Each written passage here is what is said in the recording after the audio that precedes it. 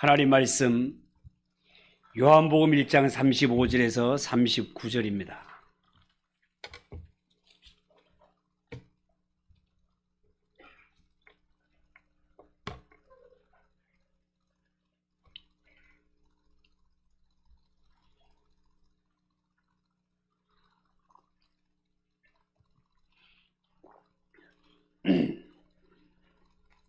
요한복음 1장 35절에서 39절을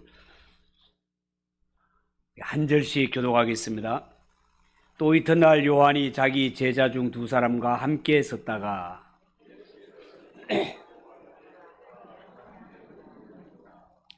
두 제자가 그의 말을 듣고 예수를 따르거늘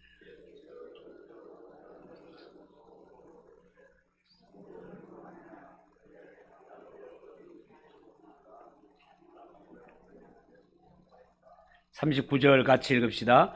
예수께서 이르시되 와서 보라. 그러므로 그들이 가서 계신 데를 보고 그날 함께 거하니 때가 10시쯤 되었더라.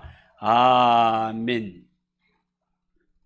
자, 지난 시간에 이 말씀을 가지고 예수님의 제자 가운데 요한에 대해서 이미 한번 말씀을 드렸습니다. 요한이라는 이름은 현재 미국에서 이름이 제일 많다고 말씀을 드렸죠. 그만큼 예수님의 12제자 가운데 요한은 당시에도 많은 사랑을 받았지만 오늘날도 많은 사람들에게 사랑받는 제자, 그 이름이 요한이었습니다. 그리고 지난 시간에는 요한에 대한 기초 이력에 대해서, 그리고 요한이 예수님을 처음 만났을 때 그 감격에 대하여서 그렇게 말씀을 전하였고, 또한 요한이라는 사람의 됨됨이와 그 성품에 대하여서 말씀을 드렸습니다. 여러분, 마가복음 3장 16절에 보면 이 12를 세우셨으니 시몬에게는 베드로란 이름을 더하셨고 또 세베대의 아들 야고보와 야고보의 형제 요한이 나오고 이 둘에게는 보아느게 곧 우레의 아들이란 이름을 더하셨다라는 말씀이 나옵니다. 이미 지난 시간에 말씀을 드렸습니다마는 야고보를 이야기할 때 야고보에게는 요한이라는 형제가 있었고 이 요한에게 야고보와 함께 예수님은 같은 별명을 하나 붙여주셨죠. 그 별명이 뭐였다고요? 보아느게. 이 보아느게를 해석하면 천둥과 벼락의 아들.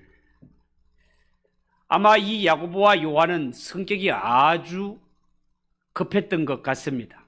자, 그런데 이 요한을 일으켜서 우리는 나중에 그의 별명이 사랑의 사도라는 별명이 붙게 되거든요. 예수님을 만나고 나서 얼마 안 되었을 때 그들은 천둥과 벼락의 아들, 성격이 무척 급한 사람, 이러한 뜻을 가지고 있었던 그가 예수님을 만나고 난 이후에 후반에 가면 그의 성격과 성품이 얼마나 다듬어졌는지 그를 가리켜 사랑의 사도라고 그렇게 별명이 바뀌어지는 것을 볼 수 있습니다. 우리 지난주에 이어서 몇 가지 말씀을 드릴 텐데 오늘 드릴 말씀은 예수님이 그토록 사랑하셨던 요한에 대해서입니다. 여러분, 요한복음 13장 23절에 보면 이런 말씀이 있어요. 예수의 제자 중 하나 곧 그는 예수님입니다.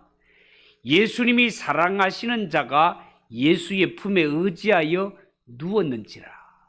자, 이런 말이 있습니다. 요한은 요한복음에서 자기 자신을 표현할 때 이런 식으로 표현을 했습니다. 그가 사랑하시는 자. 여기에 그는 예수님입니다. 요한은 자신을 소개할 때 예수님이 사랑하시는 자 혹은 예수님이 사랑하시는 그 제자, 하여간 자신이 예수님으로부터 큰 사랑을 받았다는 것을 강조하는 것을 보게 됩니다. 이 요한은요, 정말로 예수님으로부터 사랑받는 제자였고 그가 자신을 소개할 때 자신의 이름을 직접 밝힌 적이 없습니다. 나는 요한입니다. 이렇게 밝힌 적이 없단 말이에요. 그러면서 다른 제자의 이름은 또렷하게 밝힙니다. 예를 들어서 요한복음 20장 2절 같으면 시몬 베드로와 예수께서 사랑하시던 그 다른 제자에게 달려가서 말하되 하면서 시몬 베드로에 대한 이름은 분명하게 밝히고 요한에 대해서는 예수께서 사랑하시던 그 다른 제자 이렇게 표현을 한단 말이죠. 요한복음 21장 7절에도 예수께서 사랑하시는 그 제자가 베드로에게 이르되 여기도 베드로의 이름은 분명히 밝히면서 요한 자신의 이름은 밝히지 않고 예수께서 사랑하시는 그 제자. 요한복음 21장 20절에도 베드로가 돌이켜 예수께서 사랑하시는 그 제자를 따르는 것, 제자가 따르는 것을 보니 역시 베드로의 이름은 밝히고 자신의 이름은 밝히지 않는 것을 보게 됩니다. 그렇지만 우리가 이 복음서를 보건대 예수님의 제자 가운데 요한은 다른 그 어떤 제자보다 예수님으로부터 큰 사랑을 받은 제자였음에 틀림없습니다. 여러분, 요한은요 예수님을 따라다니던 말기쯤에 예수님과 이제 마지막 이별을 앞둔 상태에서 마침내 그의 급하고도 좁은 성격이 변화되기 시작했습니다. 그의 급하고 좁은 성격이라고 하면 예수님이 십자가를 지기 위해서 예루살렘으로 올라갈 때 사마리아 동네를 거쳐가 피곤에 지친 이런 가운데 쉬기 위하여 처소를 구했던 적이 있지 않습니까? 그랬을 때 이 사마리아 사람들이 예수님의 그 머무를 곳을 반대하고 용납지 아니하자 바로 이 요한과 야고보가 어떻게 했다고요? 예수님 하늘에서 불을 내려가 살라버립시다 라고 했던 자들이 바로 요한과 야고보였고 이 일을 계기로 해서 그들의 별명이 보아느게 천둥과 벼락의 아들이라는 별명을 얻게 되었단 말이죠. 그런데 예수님과의 만남의 말기가 되어서는 그의 이 급하고 좁았던 성격이 변화받기 시작했다는 거예요. 그 증거로 요한복음 13장 21절에서 23절까지 보면 거기에 예수님께서 벌써 제자들 가운데 한 명이 자기를 팔아먹을 것을 아시고 예수님은 가룟 유다가 자신을 팔 것에 대해서 미리 알고 있지 않습니까?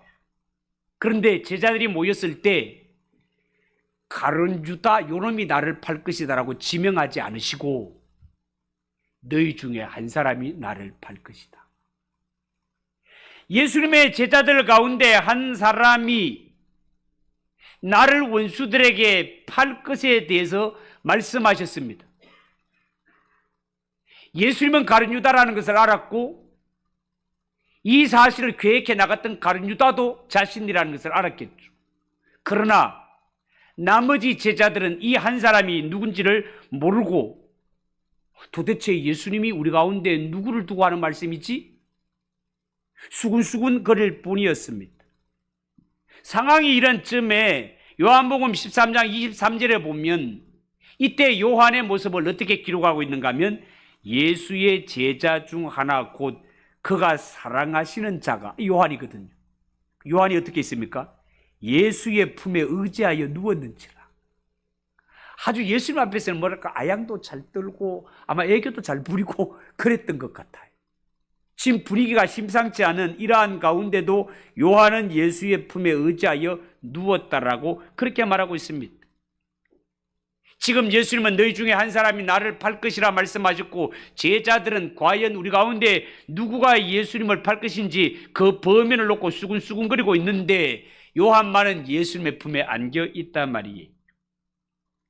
만약에 요한이 옛날 성질 같았으면 옛날 성질이라는 게 뭡니까? 예수님을 영접하지 않는 그 동네를 봤을 때 주님 당장 하늘에서 된 불벼락을 내려갖고 이 동네를 확 살라버립시다라는 불같은 성격이 여전히 갖고 있었다면, 만약에 예수님께서 이날 제자들이 모인 상태에서 너희 중에 한 사람이 나를 판다, 이러한 말이 떨어졌을 때 옛날 성격 같으면 요한이 어떻게 했을 것입니까? 그 자리에 벌떡 일어나서 뭐라고요? 우리 가운데 예수님을 팔자가 있다고요? 그 제자들을 일일이 쫙 살펴보면서, 야, 우리 중에 도대체 예수님 팔아먹을 놈이 누구라 말이야? 누가 예수님을 배반한다 말이야? 빨리 자수해! 라고 하면서 소리를 벽락같이 안 질렀겠습니까?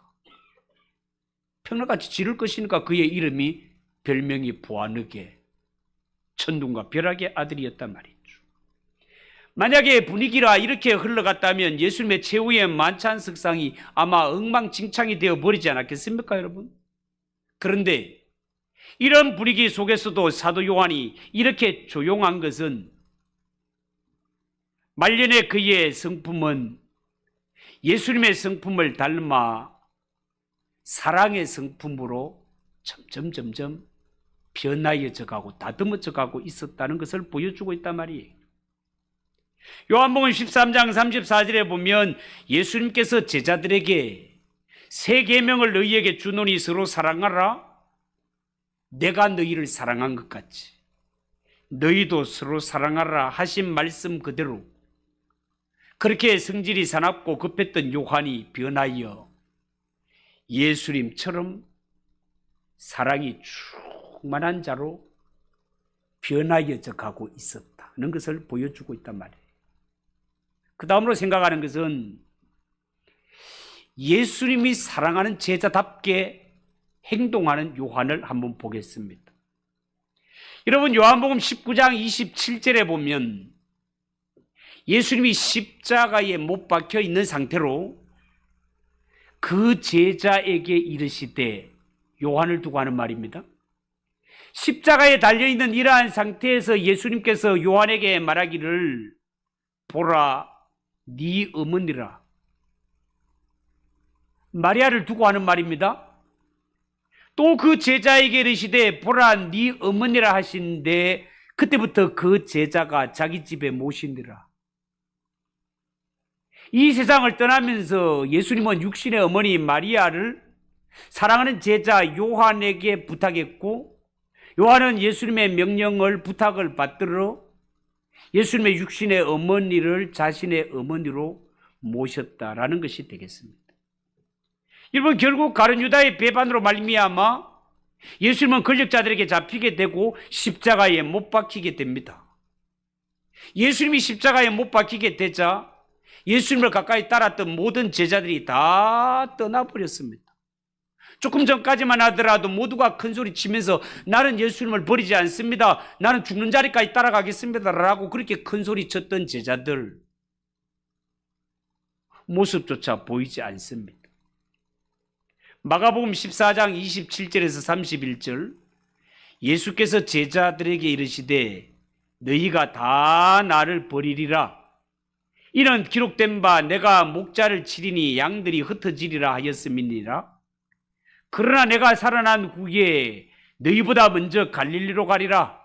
베드로가 여짜오되 다 버릴지라도 나는 그리하지 않겠나이다.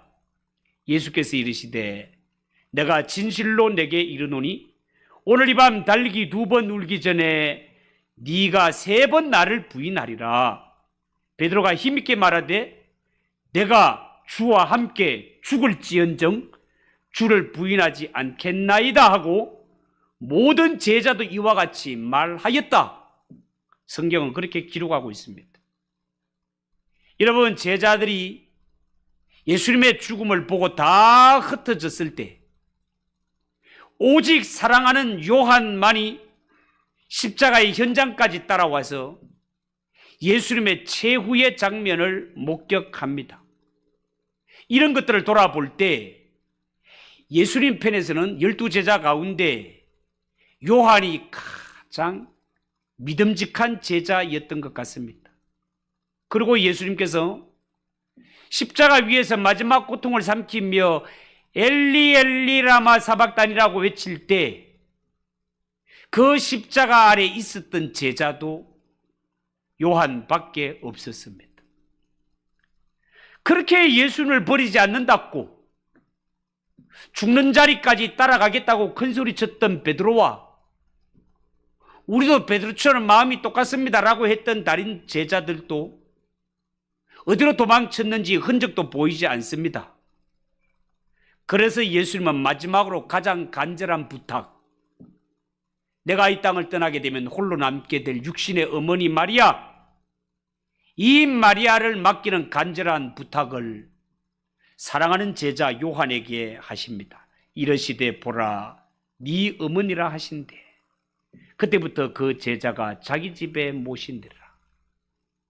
예수님의 부탁을 받고 예수님의 육신의 어머니 마리아를 내 어머니로 모신 제자가 요한이었단 말이에요. 여러분, 이것만 보더라도 요한이야말로 12제자 가운데 가장 신실했던 제자고 가장 믿을 만한 제자였다라는 것을 알 수 있습니다. 그러면 다른 제자들은 다 도망갔는데 어찌하여 요한만은 이렇게 용기 있게 끝까지 남아있는 사람이 되었을까요? 그것은 오직 주님을 사랑하는 그 마음, 그 의리, 이것이 입에서만 그치는 것이 아니라 행동으로 나타나는 사람이 요한이었기 때문에 그렇습니다. 여러분, 요한복음 15장 12절 13절에 이런 말이 있어요. 내 계명은 곧 내가 너희를 사랑한 것 같이 너희도 서로 사랑하라 하는 이것이니라. 사람이 친구를 위하여 자기 목숨을 버리면 이보다 더 큰 사랑이 없다라고 그렇게 말씀하셨고, 이 사랑하라는 말씀을 요한은 듣고 마음에 깊이 새기며 이 예수님의 말씀을 삶 속에 그대로 실천하기를 원하고 실제로 실천했던 제자가 요한이었다, 그 말입니다. 이미 몇 번 말씀을 드렸습니다마는 예수님의 제자들 가운데는 3인방이 있다라고 말씀하지 않았습니까? 베드로, 야고보, 요한.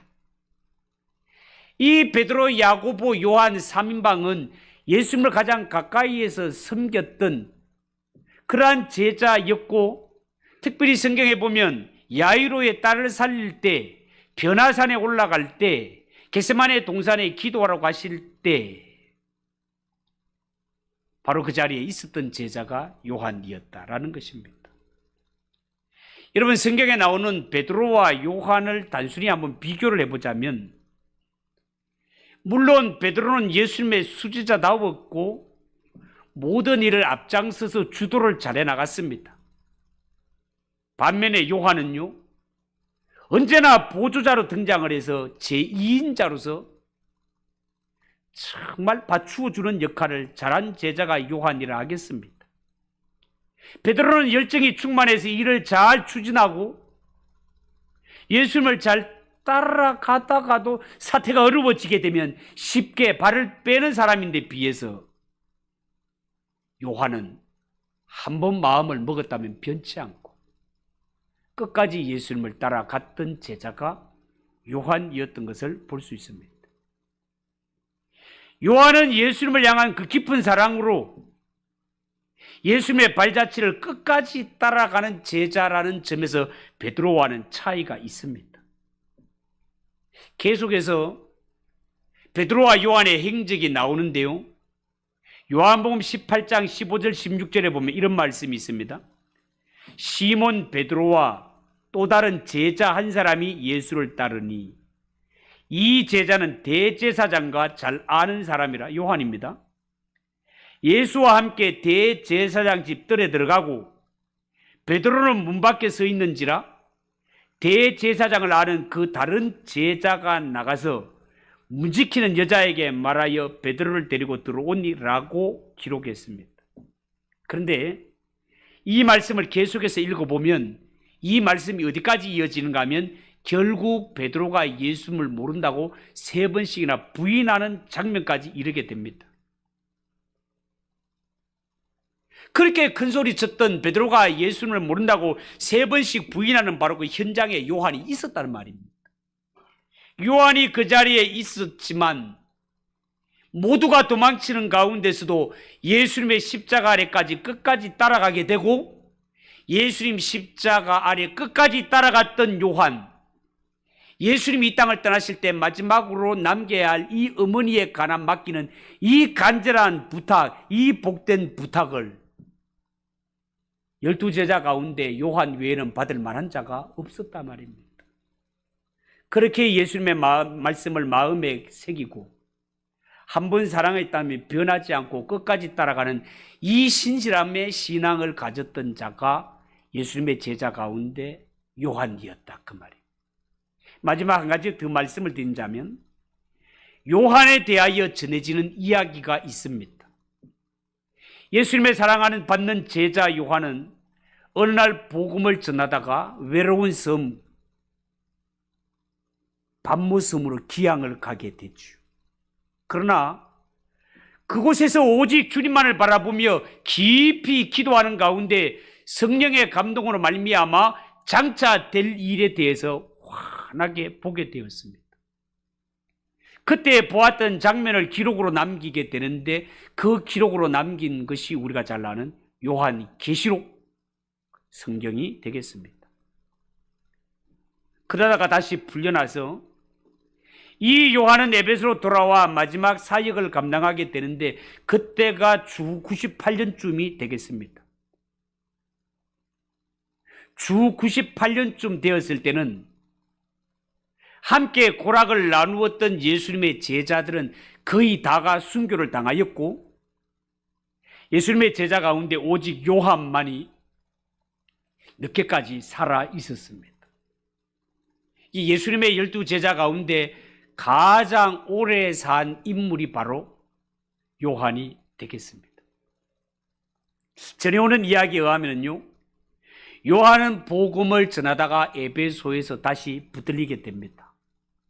그리해서 독사굴에 던져지는 순환을 당하기도 하였고, 한 번은 끓는 물속에 던져지기도 하였습니다. 그러나 이런 상황에서도 하나님은 그를 붙잡아 주셨고 다시 살리셨으며, 그의 몸은 핍박으로 인하여서 만신창이가 되어서 그의 최후의 모습은 들것에 실려서 살아야 할 지경이 되었다고 합니다. 그러면서도 가끔 성도들의 모임에 참석해서 사람들이 그를 앉혀 놓으면 그 모여든 사람들에게 설교할 때, 여러분들이여 서로 사랑하십시오, 서로 사랑하세요 라고 설교를 할 때, 설교를 듣던 성도들 가운데 선생님, 그 사랑하라는 설교는 수십 번도 더 설교하셨는데 더 이상 다른 설교할 것은 없습니까?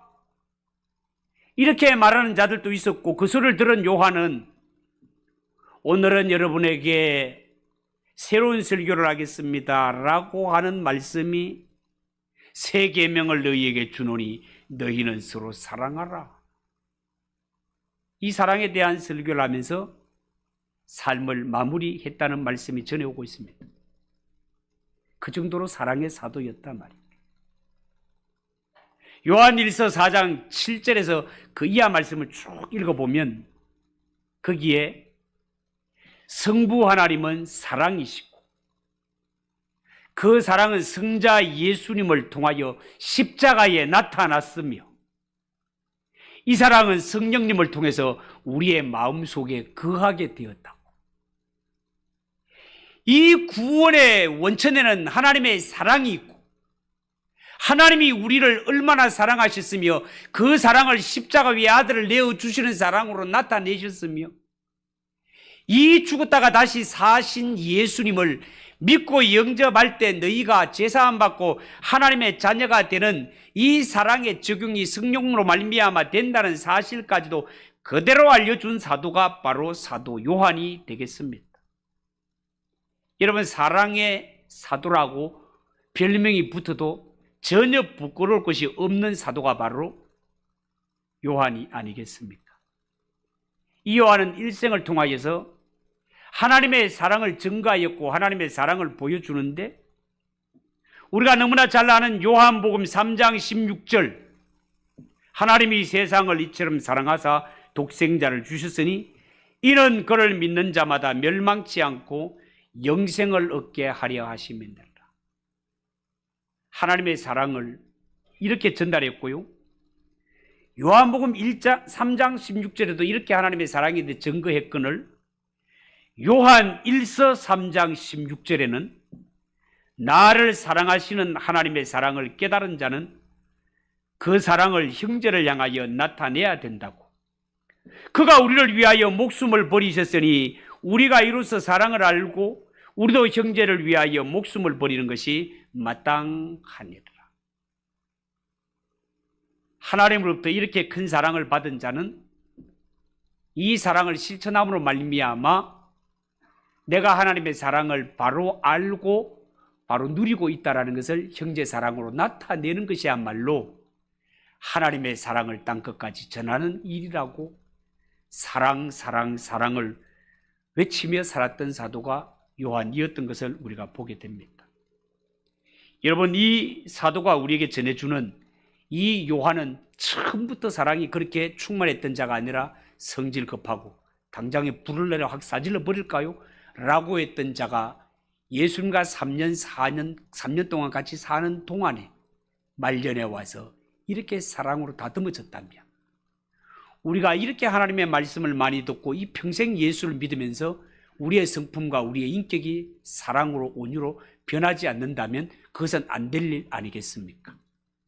천둥과 벼락의 아들이었던 요한이 변하여 사랑의 사도가 된 것처럼 우리가 예수를 믿을 때 옛사람이 다 변하여 새사람이 되어 하나님의 자녀로 거룩한 백성으로 예수의 신부로 온전하게 다듬어지는 모두가 되시기를 예수님의 이름으로 축복합니다. 기도하겠습니다. 하나님 아버지, 은혜를 감사합니다. 하나님 사랑의 사도라 하는 요한도 보아느게라는 별명을 가졌던 자였습니다. 예수님과 지내면서 이렇게 새 사람으로 거듭나는 것을 보면서 우리도 하나님 아버지 부족하고 연약하오나 우리가 말씀을 듣고 기도하며 하나님 앞에 사랑받는 제자로 다듬어져가는 주의 백성들이 되게 하옵소서. 예수님의 이름으로 기도하옵나이다. 아멘. 예, 이 시간은 축복의 시간입니다. 제가 뭐 따로 이렇게 얘기 안 해도 되겠죠. 축복 받으셔야 될 분들 나오시고, 특별히 오늘 있죠, 우리 신흥교회 성도님들이